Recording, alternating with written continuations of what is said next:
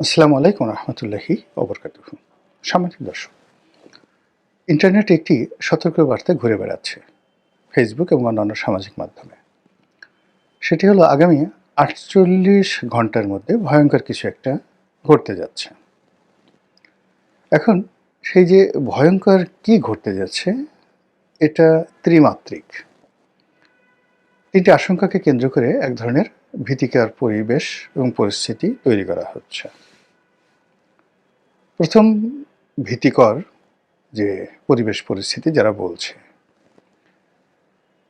তারা বলার চেষ্টা করছে যে উসমান হাদির যে হত্যাকাণ্ড, তার দাফন কাফন তো হয়ে গেল, এরপর টার্গেট কে? ইতিমধ্যে বিভিন্ন রাজনৈতিক ব্যক্তিবর্গ যারা আছেন তারা নিজেদের আশঙ্কা ব্যক্ত করেছেন। যারা তরুণ নেতৃত্ব রয়েছেন প্রার্থী হিসেবে রাজনীতির ময়দানে, তারা ঘোরাফেরা করতে গিয়ে নানা রকম আশঙ্কার কথা তারা বলার চেষ্টা করছেন এবং তারা ভয় পাচ্ছেন যে আগামী ৪৮ ঘন্টার মধ্যে অনাকাঙ্ক্ষিত একটা ঘটে যেতে পারে তাদের জীবনে, রাজনৈতিক অঙ্গনে এই অনিশ্চয়তা। আরেকটি গ্রুপ বলার চেষ্টা করছে নানা রকম প্রচার এবং প্রোপাগান্ডা যে নতুন একটি বিপ্লবী সরকার আসছে এবং ৪৮ ঘন্টার মধ্যে সেটা হয়ে যাবে। এবং অনেকে বিপ্লবী সরকারের প্রধান রূপে কে হবেন ইত্যাদি ইত্যাদি নানা রকম ফটোকার্ড তৈরি করে সেটা এমনভাবে প্রচার করছেন এবং এটা মানে আমার দেশ সম্পাদক মাহমুদুর রহমান সাহেবকে সেই সরকারের প্রধান করে আমার দেশের ফটোকার্ড ব্যবহার করে একটি গ্রুপ এটা প্রচার করছে এবং আমার দেশ তাদের যে ভেরিফাইড পেজ আছে সেখান থেকে বলার চেষ্টা করছেন যে এটা অপপ্রচার, এই ধরনের কোনো সংবাদ আমার দেশ দেয়নি এবং আমার দেশ সম্পাদক এই রকম কোনো কর্মকাণ্ডের মধ্যে জড়িত নন। বোঝার চেষ্টা করুন। আরেকটি গ্রুপ বলার চেষ্টা করছেন যে জনাব তারেক রহমান সাহেব যেন না আসতে পারেন, এই জন্য আগামী ৪৮ ঘন্টাতে এমন কিছু ঘটানো হবে যাতে করে বিএনপি ভয় পেয়ে যায়, তারেক রহমান সাহেব ভয় পেয়ে যান। এই গ্রুপের দ্বিতীয় যে অপশন সেটা হলো আগামী ৪৮ ঘন্টায় এমন কিছু করা হবে, সেক্ষেত্রে যদি প্ল্যান এ, মানে তারেক রহমান সাহেব আসবেনই না, এটা হলো প্ল্যান এ, যদি প্ল্যান এ ফেল করে অর্থাৎ তারেক রহমান সাহেব তারপরও আসেন, তাতে করে তার সেই আগমনী এটি যেন আনন্দমুখর না হয়, তার অনুষ্ঠানে যেন লোকজন না যায়, ঢাকা শহরে যেন কাউন্টার একটা অবস্থা থাকে, এরকম একটা দৌড়াদৌড়ি অবস্থা শহরে যেন তৈরি হয়। এই জন্য নানা রকম যাকে বলা হয় খবর ছড়িয়ে প্রোগ্রামের কথা বলে যে সকল বিভ্রান্তি তৈরি করা হচ্ছে, সেখানে একটা ডেডলাইন ৪৮ ঘন্টা হিসেবে বলা হচ্ছে। আপনি যদি ধরেন যে আমি এই ভিডিওটি যে সময়টিতে করছি এখান থেকে ৪৮ ঘন্টা আজকে থেকে ধরেন, যেটা আজকে ২১ তারিখ, ২১শে ডিসেম্বর, তাহলে ২১শে ডিসেম্বর চলে গেল, ২২-২৩ মানে এই দুদিন যদি ধরেন, ২৪ তারিখে হলো ডেডলাইন, আর ২৫ তারিখ সকাল মানে দুপুরের সময় জনাব তারেক রহমান সাহেব আসবেন। তাহলে ঘুরে ফিরে মোটামুটি ২৩ তারিখ রাত্রি অথবা ২৪ তারিখ দুপুর পর্যন্ত এই সময়টিকে ৪৮ ঘন্টার একটা মাহেন্দ্রক্ষণ, মানে সেই মাহেন্দ্রক্ষণ একটি কিছু ঘটানোর জন্য প্রচার চালানো হচ্ছে। এর বাইরে আওয়ামী লীগের পক্ষ থেকে নানা রকম ফিসফাস, নানা রকম কথাবার্তা, যেগুলো এই বাংলাদেশে বসে আমাদের পক্ষে এগুলো উচ্চারণ করাটাও আমাদের পক্ষে উচিত নয়, সম্ভব নয়। কিন্তু আওয়ামী লীগের যে অসংখ্য বট বাহিনী এখন আছে, তারপর যারা মূলধারার একসময় খুব সেলিব্রিটি ছিলেন গণমাধ্যমের, খুব বড় সাংবাদিক, রাজনৈতিক বিশ্লেষক, তারা প্রকাশ্যে দেশের বাইরে থেকে আগামী ৪৮ ঘন্টার মধ্যে যে সকল ঘটনা ঘটতে পারে যে আশঙ্কার কথা বলছে, মানে এটা না বলাই ভালো, খুবই খারাপ কথা তারা বলছে। থার্ডলি হলো যে ভারত এই মুহূর্তে খুব উত্তেজনা দেখাচ্ছে প্রকাশ্যে। স্বয়ং নরেন্দ্র মোদী, মমতা ব্যানার্জি, শশী থারুরের মতো বিখ্যাত ব্যক্তি, ভারতের পররাষ্ট্র সচিব, মানে অমিত শাহ, অন্যান্য যে সকল কূটনৈতিক অঙ্গনের সরকার এবং বিরোধী দলে যারা আছেন, প্রায় সবাই বাংলাদেশের ব্যাপারে মারাত্মক প্রতিক্রিয়া দেখাচ্ছেন। ভারতের যে সকল সাংবাদিক বাংলাদেশ নিয়ে কন্টেন্ট তৈরি করেন, বিভিন্ন পত্রপত্রিকা লেখেন, সাক্ষাৎকার দেন, এমনকি বিবিসিতে কথাবার্তা বলেন, তারা সবাই বলার চেষ্টা করছেন যে ভারতের ধৈর্যের বাঁধ ভেঙে গেছে এবং তারাও এই 48 আওয়ার্স শব্দটি উচ্চারণ করছে। আমি নিজে খুব অবাক হয়ে যাই যে এই সকল বাক্যগুলো একসঙ্গে মিলল কি করে? এরা তো পরস্পর বিরোধী পক্ষ। তো কেউ যদি 48 আওয়ার্স বলে তো অন্যরা রাগ হয়ে বলবে যে না, এখানে 48 আওয়ার্স হবে না, এটা 64 ঘন্টা হবে। আরেকজন বলবে না 24 ঘন্টা, আরেকজন বলবে না 30 ঘন্টা। কিন্তু এখানে এই মুহূর্তে বাংলাদেশ নিয়ে যারা উদ্বিগ্ন, বাংলাদেশের রাষ্ট্র ক্ষমতায় আসা, থাকা, যাওয়া ইত্যাদি নিয়ে যারা রীতিমতো ইঁদুর দৌড়ের উপরে আছেন, এই মুহূর্তে যারা রাজনৈতিক সুবিধা নিতে চাচ্ছেন বা সুবিধা হারাতে চাচ্ছেন, সকল পক্ষের মধ্যে একই সঙ্গে এই 48 আওয়ার্স যে শব্দটি, এটি কেন বের হয়ে গেল বা বের হয়ে যাচ্ছে, এটা নিয়ে আলোচনা করার চেষ্টা করব। প্রথম, আপনারা যারা নিশ্চিন্ত হতে চান যে কিছুই ঘটবে না, তারা হতে পারেন এই কারণে যে কখনো তারিখ ঘোষণা করে ডেডলাইন দিয়ে কখনো মারামারি হয়নি, কখনো এরকম একেবারে সময়ক্ষণ মাহেন্দ্রক্ষণ বর্ণনা করে পৃথিবীর কোনো দুর্ঘটনা অথবা সুঘটনা ঘটানো যায়নি। নর্মালি এই ধরনের পরিবেশ পরিস্থিতি তৈরি হয় সেই যাকে বলা হয় একটা আতঙ্ক এবং ভয় সৃষ্টির জন্য। এটা অর্ধেক আপনি ধরেন পৃথিবীর, মানে যাকে বলা হয় যত এই ধরনের আতঙ্ক ছড়ানো হয় তার 50% ভয়েড, 50% যাকে বলা হয় বোগাস, এবং কেবলই মাত্র স্বার্থ সিদ্ধির জন্য এই কাজগুলো করা হয়। তো সেই অর্থে 48 আওয়ার্সের মধ্যে কিছুই হবে না, অর্থাৎ 24 তারিখ পর্যন্ত কিছুই হবে না। যা কিছু হওয়ার বা যেভাবে স্বাভাবিকভাবে যা কিছু চলছে ওভাবেই চলবে। যে আতঙ্কের কথাগুলো বলা হচ্ছে সেই আতঙ্কেরগুলো হয়তো ঘটবে না 50% ক্ষেত্রে। আর আরেকটি আতঙ্কের বিষয় রয়েছে, সেটি হলো যে যখন মানে সকল মানুষের মুখ দিয়ে, অন্তর দিয়ে, যাকে বলা হয় চোখ মুখ দিয়ে, পঞ্চ ইন্দ্রিয় দিয়ে একটি বিষয় অনুভূত হয় এবং মানুষের জবান দিয়ে একটি কথা বের হয়ে যায়, তখন সেটা প্রকৃতি ঘটিয়ে দেয়।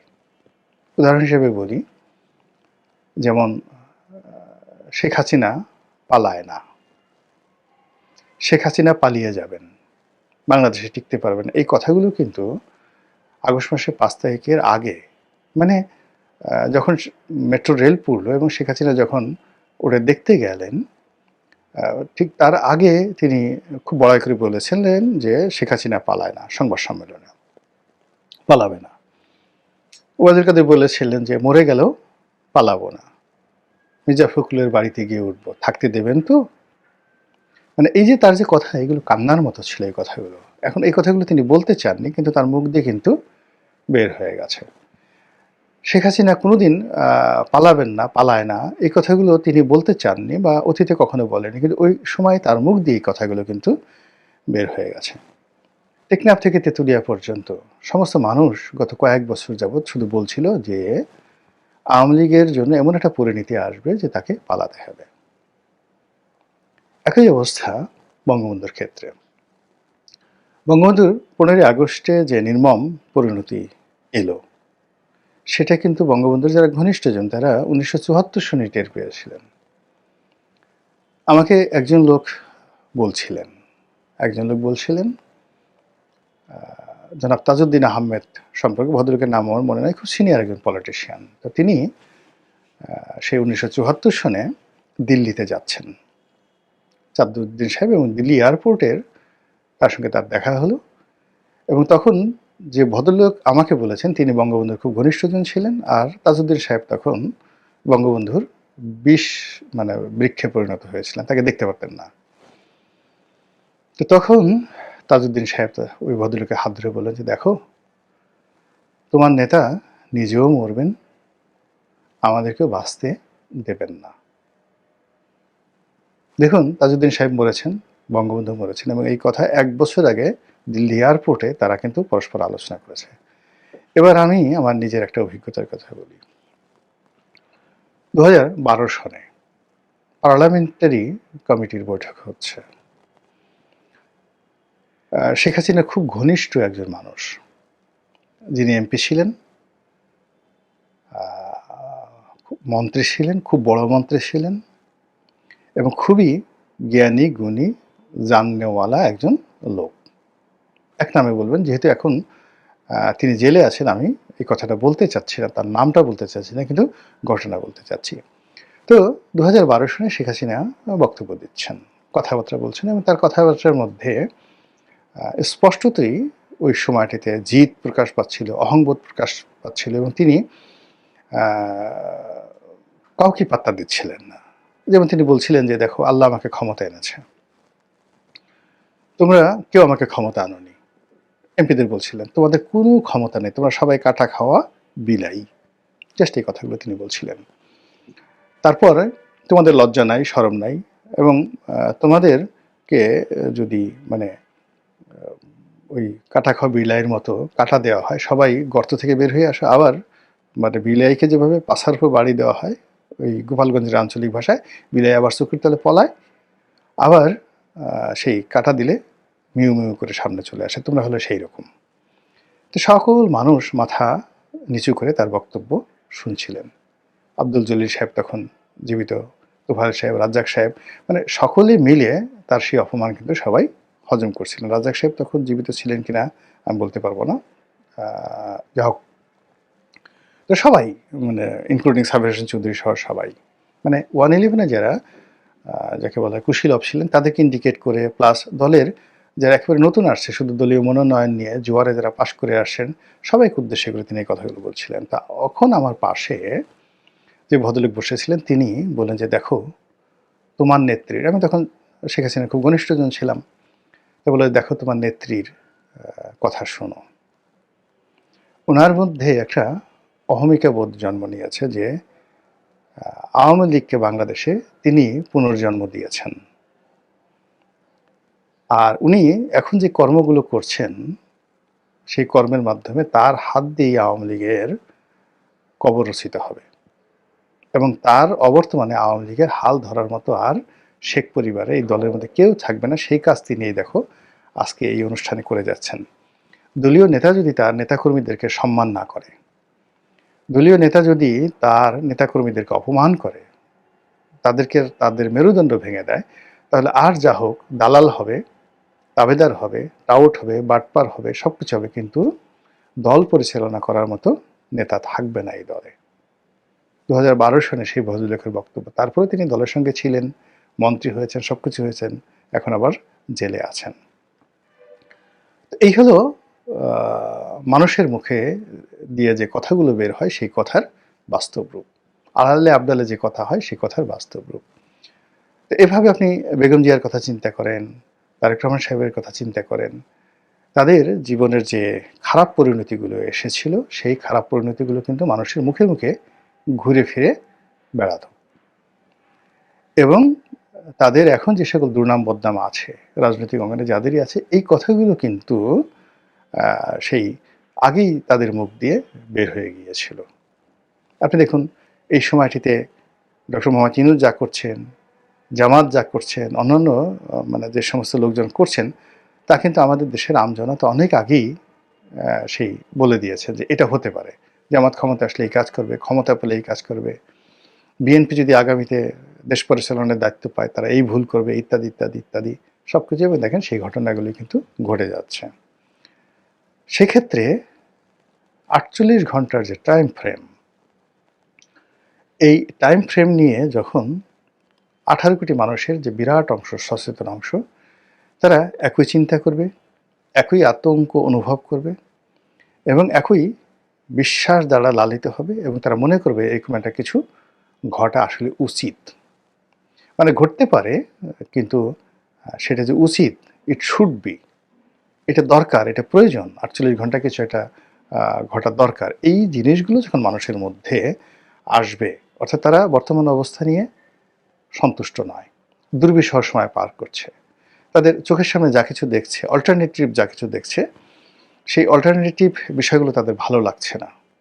নেতা পছন্দ হচ্ছে না, নেত্রী পছন্দ হচ্ছে না, কর্মকাণ্ড পছন্দ হচ্ছে না, কথাবার্তা পছন্দ হচ্ছে না, প্রতিদিন যে সকল দৃশ্য পছন্দ হচ্ছে না, তারা এর বাইরে অলৌকিক কিছু একটা চিন্তা করছে, সেই চুলকার কবেকার অন্ধকার বিদিশার নিশা, সেই বনলতা সেনের মতো। যে বনলতা সেনের যিনি কবি, তিনি সারা পৃথিবী ঘুরছেন, সেই বন থেকে বনান্তরে, পাহাড় থেকে সমুদ্রে, সমুদ্র থেকে সেই দারুচিনির দ্বীপে, কিন্তু কোথাও তিনি স্বস্তি পাচ্ছেন না, কোথাও তিনি নিরাপত্তা পাচ্ছেন না। ঠিক সেই সময়টাতে নিজের মনের মধ্যে তার হঠাৎ করে উদয় হলো নাটোরের বনলতা সেনের কথা। আর সেই বনলতা সেনের তিনি একটা চরিত্র অঙ্কন করলেন, চুল তার কবেকার অন্ধকার বিদিশার নিশা। এই হলো মানুষের কল্পনার শক্তি। তো এখন আপনি যদি আপনার আশেপাশের যে কোনো ঘটনা দ্বারা স্বস্তি না পান, কাউকে আপনার ভালো না লাগে, এবং অল্টারনেটিভ যে জিনিসগুলো, plan A B C D যা কিছুই আসুক না কেন, কোনোটার মধ্যে আপনি স্বস্তি শান্তি খুঁজে পাচ্ছেন না, তখনই আপনি অলৌকিক কিছু চিন্তা করেন, নেতিবাচক অথবা ইতিবাচক। অনেক সময় মানুষ বলে যে আমার মরে যাওয়া ভালো, এর সাথে আল্লাহ তুমি আমাকে নিয়ে নাও, আল্লাহর গজব নাজিল হয়ে যায়, বেঁচে থেকে লাভটা কি। এইরকম যখন মানুষের জীবনে মানে আকাঙ্ক্ষা জাগ্রত হয়, জাতিগতভাবে সমাজ পরিবার এই ধরনের অভিশাপগুলোকে যখন তারা আহ্বান করে, তখন ঠিকই এই পৃথিবীতে সেই অভিশাপ কিন্তু ঘটে যায়। বহু নজির আছে। মহান আল্লাহ আমাদের সবাইকে হিদায়াত দান করুন, এবং আমাদের জন্য যেটি কল্যাণকর সেটি আল্লাহ রাব্বুল আলামিন আমাদের জন্য বরাদ্দ করুন, এই প্রার্থনা করছি। আসসালামু আলাইকুম রহমতুল্লাহি ওয়া বারাকাতুহু।